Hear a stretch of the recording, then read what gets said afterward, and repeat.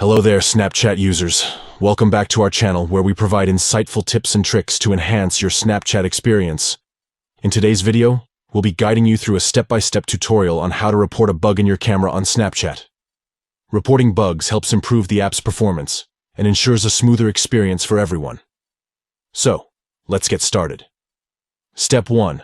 Open the Snapchat app on your device.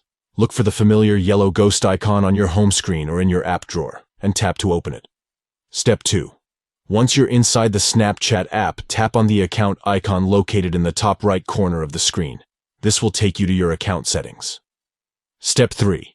In the account settings, look for the gear icon and tap on it. This will open the Snapchat settings menu. Step 4. Within the settings menu, scroll down until you find the I spotted a bug option. Tap on it to proceed. Step 5. Inside the I spotted a bug section, tap on camera. This will allow you to report any issues specifically related to the camera. Step 6. Write a specific report detailing the bug you encountered. Be as descriptive as possible, mentioning the issue when it occurred and any other relevant details. Step 7.